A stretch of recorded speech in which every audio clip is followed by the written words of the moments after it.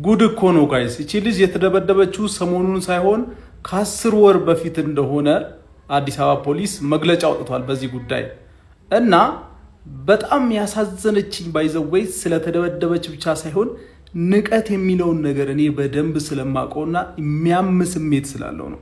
እቺ ልጅ አካባቢዋ ላይ የሚረዳት ሰው የለም፣ ብንደበድባትም ምንም የሚያመጣ ሰው የለም ብለው ስለሚያስቡና የገንዘብ አቅምም ያን ያክል የላትም ብለው ስለሚያስቡ ንቀዋት ነው። ንቀት ባይዘወይ ከዱላ በላይ ያማል።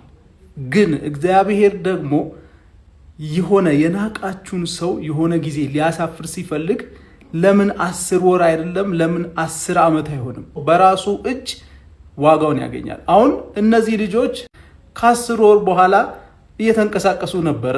አሁን ቪዲዮን ማን የለቀቀው ምናምን በሚል ምክንያት ገብተዋል እንግዲህ እና እቺም ልጅ አሁን ህይወቷ ይቀየራል በዚህ ምክንያት። ምን አለበሉኝ።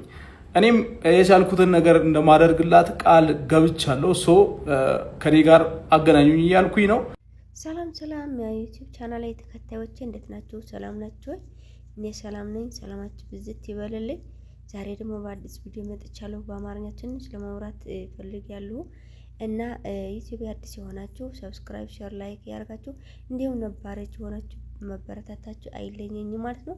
ዛሬ የመጣኝ ነገር ደግሞ እነዚህ ሴቶች ጓደኞች ነበሩና 4 ጓደኞች ነበሩ። ተማሪዎች ናቸው። 4ቱ ጓደኞች ናቸውና በየትኛው ልጅቷ የቆሸሸ ውሃ አድርጎ እየደፏት እየደበደቧት እንዲሁም እንጃ የተደረገ ነገር የለም በየትኛው ልጅቷ ማለት ነው። በጣም ነው የምታሳዝነው ልጅቷና እግዚአብሔር ፈራዲ ነው ውዶቼ። እኛ ሰዎች ፍርድ የለንም ከእግዚአብሔር ነው ሁሉም ፍርድ ማለት ነው። እና እችኛዋ ልጅቷ አሁን አይደለም አሁን ቪዲዮ አይደለም የቆየ ነው እየተባለ ነው። የ10 ወር ቪዲዮ ነው የነበረው። እስካሁን እስኪ የት ነበረው?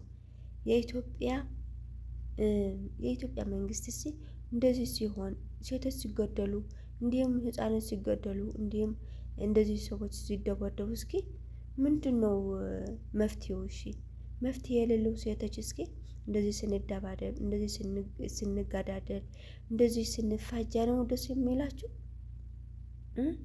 እና እነዚህ ልጆች ራስ በራሳችሁ 4ቱ 3ቱ ነው ለአንድ ልጅቷ መደብደብ፣ ጓደኛችሁ ደግሞ በአንድ ላይ ሲማሩ። እግዚአብሔር ግን ፈራዲ ነው በእውነት ሰው ፈራዲ አይደለም። እንዲያም ሰውስ ወይ እንዲሁም እንጃ በጣም ነው የሚገርመው ማለት ነው የእነዚህ ልጆች እና ምን ልል ፈልጌ ነው ውዶችዬ፣ እንደዚህ ሆነ ነገር ሲመጣን እኛ ሴቶች ማለት ነው አብረን መቆም ነው የምንፈልገው ማለት ነው። ከኢትዮጵያ ላይ ብዙ ሴቶች እየሞቱ ነው ያለው። ብዙ ህፃኖች እየተመቱ እንዲሁም ሰዎች እየሰረቃቸው እየወሰዳቸው በሚሊዮን የሚጠየቁ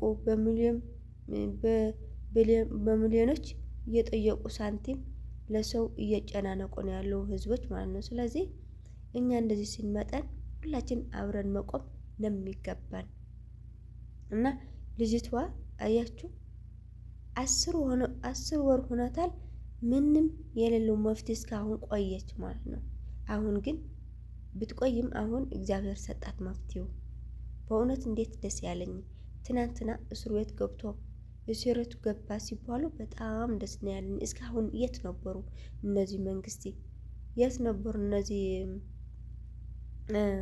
ፖሊሶች? ምን አረገች እቺ ህፃንዋ ልጅቷ ማለት ታዳጊዋ ማለት ነው? ለምን እስከ መቼ ነው ይሄ ነገር? እኛን እየተደበደብን እየተገደልን ነው የምኖረው። እስከ መቼ ነው ውዶችዬ? እንዴ ህዝቡ እኮ መኖር ይፈልጋል እንደ ህዝቡ ማለት ነው።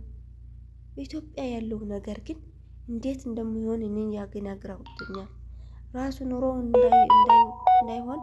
አሁን ደግሞ እንደዚህ መደባደብ፣ እንደዚህ መጋዳደል፣ እንደዚህም በቃ መጨፍጨፍ። አረ ፍትህ ይኖረን፣ እኛ ሴቶች ፍትህ ይኖረን ውዶችዬ። ሁላችንን ፍትህ ብለን እንቁም ውዶችዬ። እንደዚህ አብሮ ሲመጣን አብረን መቆም ነው ያለብን እና እንጃ እኔ ምን ብዬ የምናገር ግራ ገብቶኛል። ትናንትና ወዲያ በጣም የተጨናነቁና ሴት ልጅ እንደዚህ ብላ ስትደበድብ ራሷ በራሷ ደግሞ በጓደኞቿ በጣም ነው የገረመኝና ተው ተው መንግስት፣ የኢትዮጵያ መንግስት ኑሮን እንዳይበቀን ደግሞ ራስ በራሳችን መጨፍጨፍ ለምን ህግ የለም ኢትዮጵያ ላይ? እነዚህማ ህግ ላይ መቅረብ አለባቸው። እና ልጅቷ ከእናቷ ጋር ተገናኝታለች። ደስ የሚለው ነገር ደግሞ ከእናቷ ጋር መገናኘቷና ሰው ግን እንኳን ኃይሌ አይኖረውም ማለት ነው። በጣም ነው የገረመኝና ውዶች እንደዚህ ሲመጠን የሆነ ነገር ሁላችንም መቃወም ነው ያለብን። ሙስሊም ይሁን ክርስቲያን፣ እንዲሁም ሃይማኖት ዘር ሳንል ሁላችንም መቃወም ነው ያለብን ማለት ነውና በዚህኛው ልጅ ያላዘነ ሰዎች የለም። ከትናንትና ነው ወዲያ አሁን 3-4 ቀን ሆኗታል ከቪዲዮ ከተለቀቀ ማለት ነው። ግን በቃ ሁሉ አዝነዋል። ሁሉ ደግሞ በጓደኛቸው አስቡ እንግዲህ በጓደኛቸው እና ጓደኛ ማለት ምን ማለት ነው ውዶችዬ? እንዴ የማያውቀው ነገር አለኝ እንዴ? እኔ ጓደኛ ማለት እኮ እንደ እህት እንደ ሁላችን የምታወራ ነገር የምትስቀው ነው የምትሄደው ነገር ሁሉ ነገር ማለት ነው ጓደኛ ማለት።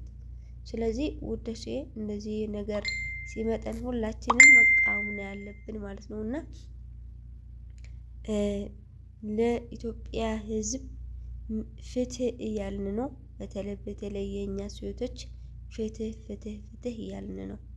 እንዴ ኢትዮጵያ እኮ እየተገደለ ያለው ሴቶች፣ እየተገደሉ ያለው ህፃኖች፣ እየተጨፈጨፈ ያለው ህዝብ በብሔረሰቦችን በሁላችን እየተጨፈጨፈ ያለውን ፍትህ ይኖረን ውዶች፣ ፍትህ ብለን እንጠይቅ ማለት ነው ሁላችንም። እንዴ ስደት እንዳይበቃን በስደት ስንት ሰው ያለቀ፣ በሰሃራ ስንት ሰው ያለቀ፣ በኢትዮጵያ ውስጥ ስንት ሰው ያለቀ፣ ሀገር ውስጥ ስንት ሰው እያለቀ ነው ያለው። ደግሞ እስካሁን 10 ወር ሆኗታል ተብሎ እስካሁን ለምንድን ነው የቆዩ እኮ ነው እኔ ጥያቄ። እስካሁን የት ነበሩ እነዚህ?